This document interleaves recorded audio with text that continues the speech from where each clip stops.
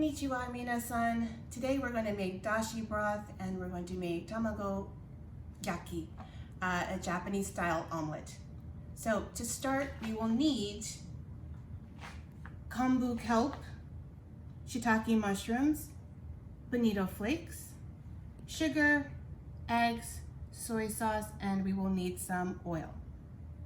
Now, traditional dashi broth is made with bonito flakes, which comes from skipjack tuna, but I have shiitake mushrooms here as a vegetarian option.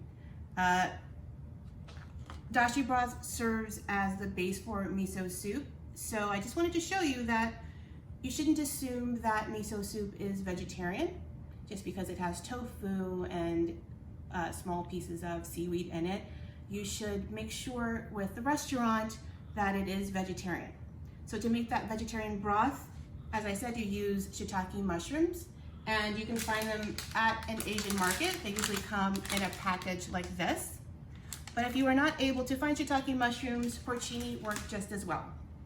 So because they're dried, you need to soak them overnight in cold water along with your kombu. So this is 2 cups of water with 1 large piece of shiitake and about ½ an ounce of the kombu kelp. And then after it soaks overnight, you bring it to a boil, turn it off, and once it reaches room temperature, you can use it in any kind of way that you need to. So to make the traditional dashi broth, as I said, we do use bonito flakes and kombu, but in this case, we are gonna start with our kombu first and add our bonito flakes later. All right, so we're gonna make our traditional dashi broth now. So we're gonna take our cold water, put it into our pot, and add our kombu. And I made a mistake earlier. The weight of the kombu that we're using in our recipe is actually 3 grams, which is a little less than 1/4 ounce. And that goes into our water as well. And we're gonna bring that to a boil on our stove. So our kelp has come to a boil, and as you can see that there is a lot of foam in here. So we want to remove as much of that as possible.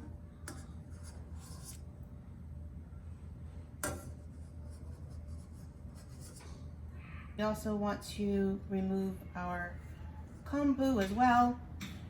And our next step will be to add the bonito flakes. Now that we've removed the kombu and taken away most of the foam, it's time to add our bonito flakes. So that goes right into the same pot. And then we return our liquid to, okay, so we're here again. Our broth is boiling and we're going to remove the foam again.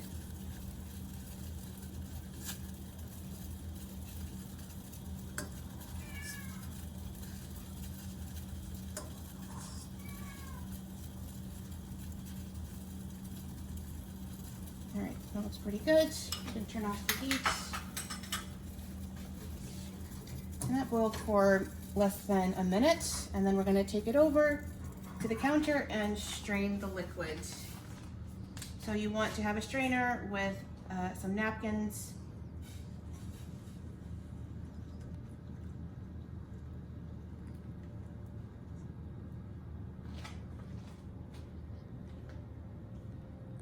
Like so.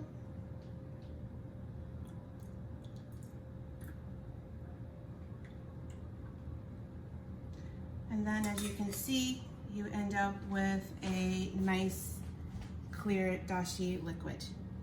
All right, so now that we have our dashi made, either you're using the traditional dashi or the vegetarian style, we are going to move on to our egg, our omelet. So for that, you'll need 4 eggs, 2 teaspoons of sugar, 1 teaspoon of soy sauce, and 1/4 cup of the cool dashi broth. So let's get started.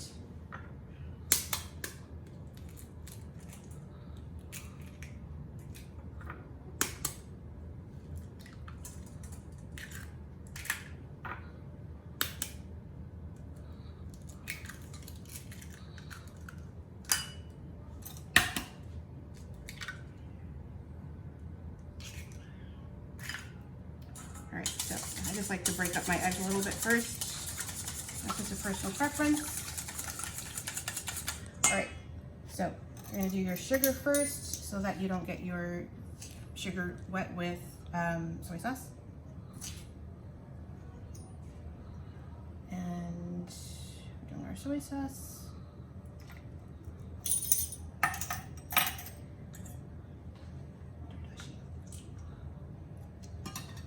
So you're going to whisk this until your sugar is dissolved. And this does make a good size omelet, probably good for 2 people. With a salad, maybe for brunch or for a nice lunch. All right, so our egg is all whisked up, and now we are going to strain it to remove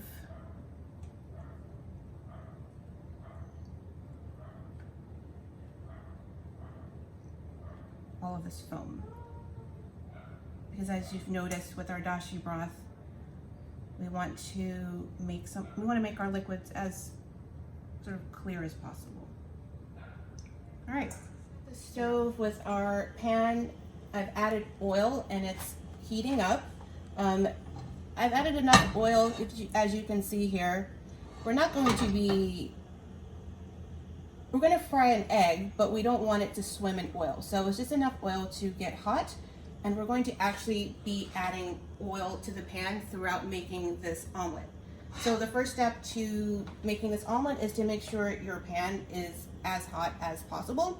So our stove is at its highest setting. And once your oil starts shimmering but not smoking, that's when you're ready to get started. So have a napkin available to take up some of the excess oil. So I just showed you that last action using a paper towel and chopsticks, but I also just want to show you that you can use a tong instead. Same action, you're just kind of mopping up some of the excess oil, but you do want to leave some at the bottom because you don't want our egg to stick. Step is to pour a thin layer of egg on the bottom of the pan and then start moving quickly.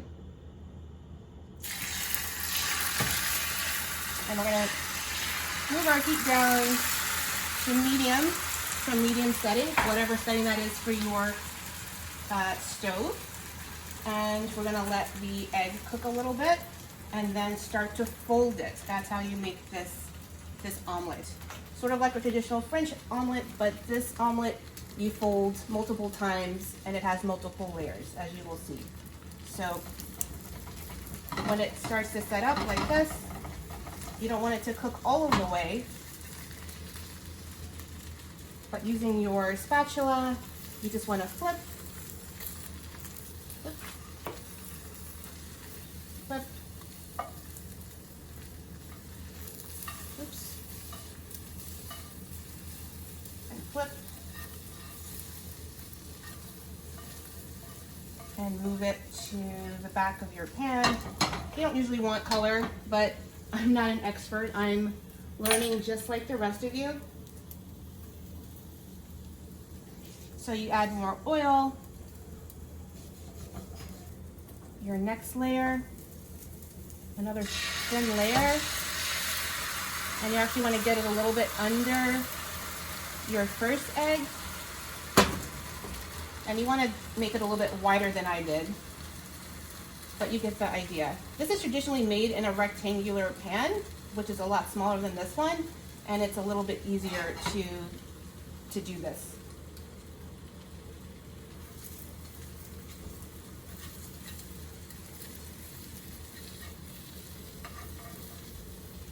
All right.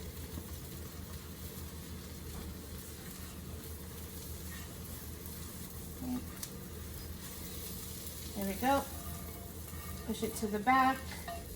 That's our next layer. We're going to make another oil in between. And you don't want to skip this step. We're gonna add some more egg, like that. Put that in my spatula, so get a little bit underneath your previous bowl, just like that. Starts to set up. You can just kind of move it around a little bit, and then flip. Oops. Oops. Oh man. All right, it's not pretty. It's a sort of flip and shift action. But I have a few more years to work on this before we actually move. So I'm sure by the time we're ready to go to Japan, I will be an expert at making this Tamagoyaki. So, final pour. Get a little bit underneath. Move it around a little bit. A lot more neater than I did.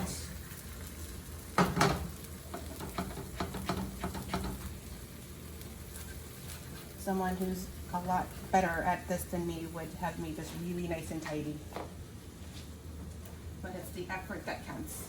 So, again, flip and flip. So, it may not be perfect, but we have our omelet and it is made. So, turn off the heat, you've made your egg, you have 4 layers here and a few rolls. And our final step is to let it cool down, but I'll show you what you can do to make it a little bit more tidy and uniform if your layers are not quite perfect. Your egg is done, and as a final step, you want to sort of tidy it up a little bit. So on a cutting board, you flip your egg out onto a paper towel, and basically you're just gonna kind of fold it like a present, all right? And wrapping it like this, or shaping it like this while it's still warm, will allow it to form a nice sort of rectangular shape. And then when you're ready to serve, you'll cut off the edges, and then you'll have a nice even omelet, nice tidy omelet. You can just slice just like you see right here and enjoy. Konnichiwa minasan. I just wanted to film a quick follow-up to our previous segment of the Tamagoyaki, the Japanese omelet. So in the picture right here, that's the egg that my husband made, and you can see, it's nice and yellow, and you can see a little bit that it's made with different layers, but it's nice and uniform. Clearly, he has more experience than I do, and this is my version, which I think looks pretty decent. You can tell that some of my layers got a little crispier or browner than others, but I think it's perfectly fine. I mean, it's still gonna be super tasty. And, the point is, it was my first time, and it's a technique that I would have to practice over and over again, but the point is, it was something worth trying, and I hope that encourages you to try a new recipe and a new technique, and even if your result doesn't look exactly like someone who's made it a lot more than you have, it's still worth doing. I just want to add one more tip. After I wrapped the omelet in a paper towel to shape it, my husband actually wrapped that in plastic wrap and put it in the refrigerator. So that helped shape it a little bit more, but also you can make this in advance and serve it the next day and it'll still be delicious.